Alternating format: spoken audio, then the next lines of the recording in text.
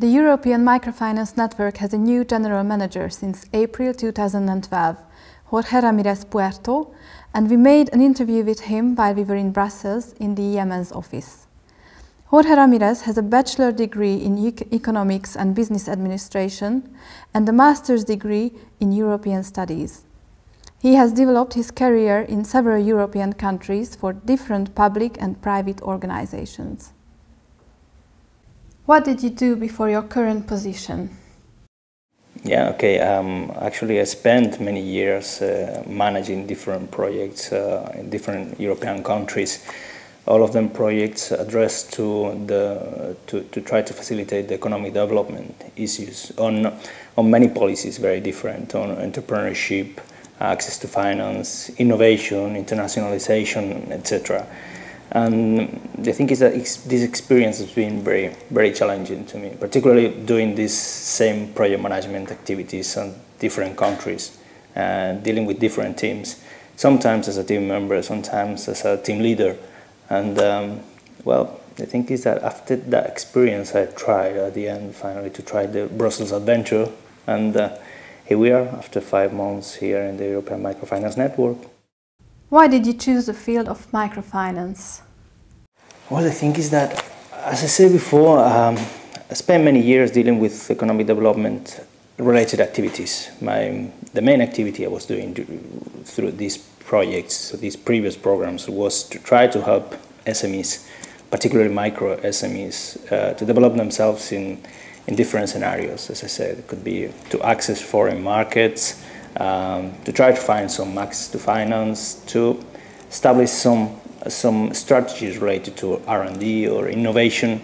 But all the support we could give to these micro SMEs was more about advice, general advice and capacity building. And the thing is that being effective as it is, we realized that we never got the point to make a big impact on these micro SMEs and these micro entrepreneurs or self-employed people like that.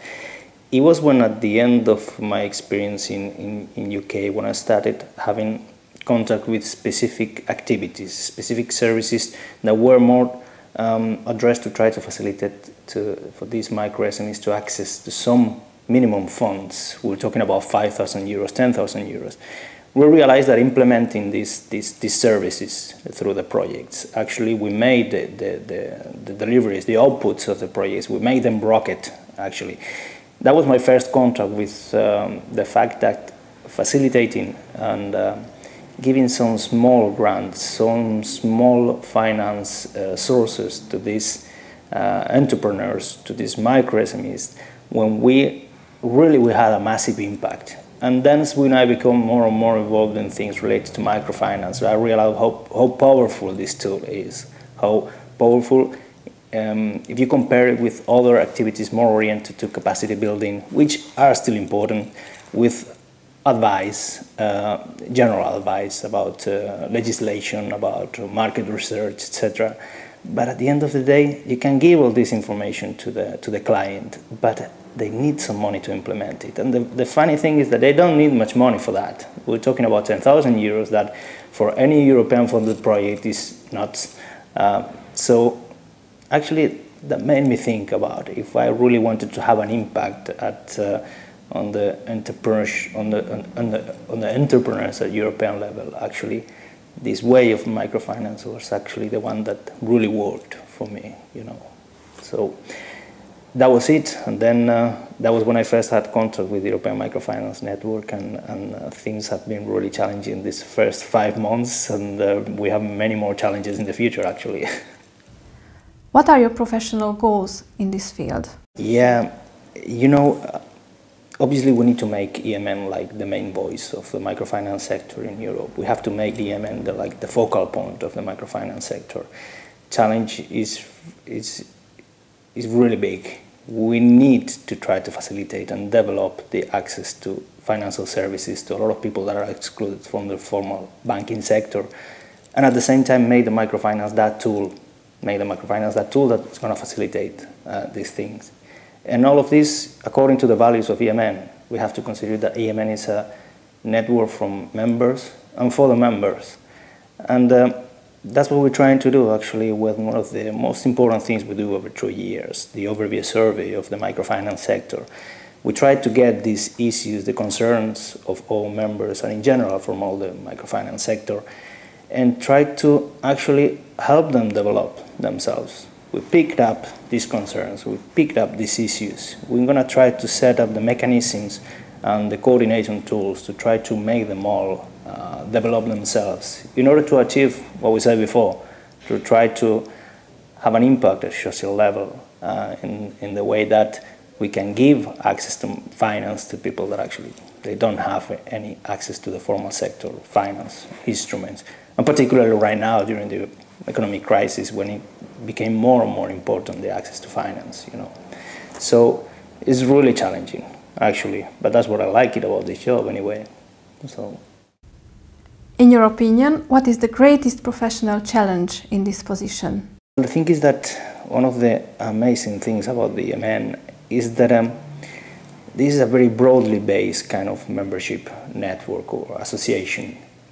Just bear in mind that in our association we have very diverse kind of members, from banks to NGOs, from academy to consultants, all of them with very different sizes, from very different origins, different backgrounds, working on different contexts, and sometimes it's really challenging to make sure that what you're offering could be useful for all of them. And in fact, actually it is, and we have to try to find out these common points between the members that could give benefit to most of them. Just try to think that at the end of the day, what we want is to achieve or try to develop the growth strategies for all members, and try to enhance the innovative ways to achieve this growth. And at the same time, we have a very important role in terms of advocacy, not only at the European level, but also on national level, to try to facilitate this communication between our members and policymakers, to try to set up the mechanisms to make the sector develop themselves way better than now. All this, of course, trying to do it with a high level of transparency, so the members can identify how the ENG, the association, is working. And as I said before, we do all this at the end of the day to try to achieve some social impact. And you know, challenges are there. With such a diversity of members, it's really challenging, but at the same time, it's really enriching. It's something that really allows you to understand society and this sector in particular from very different points of view, from different perspectives, which make it really, really appealing, you know, professionally. How do you see the future of microfinance in Europe? That's a good question. The thing is that this is a sector that is evolving very quickly.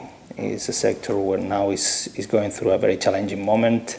It's a sector that needs to fight for its own sustainability. But this self-sustainability is not the same the way we understand it probably in the Western or Eastern Europe.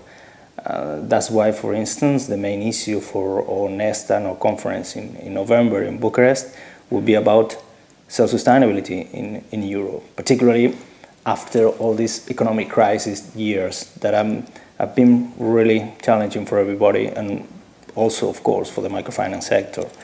The thing is that, as I said before, this sector is evolving very quickly and is becoming more and more, in different ways, it's becoming more and more similar to the formal banking sector, actually. The thing is that we identify that because we get from the members concerns that more and more are more similar to the ones from the formal banking sector, which is like corporate governance or risk management or quality management, etc. These are problems that are pretty similar to the ones of the formal sector. So that makes you identify that the project, the sector, is becoming more and more kind of what, like the sector that he pretends to be the alternative. So this is very interesting. And all the problems that come up from, for instance, from the current economic crisis could be like over-indebtedness from the clients of the MFIs.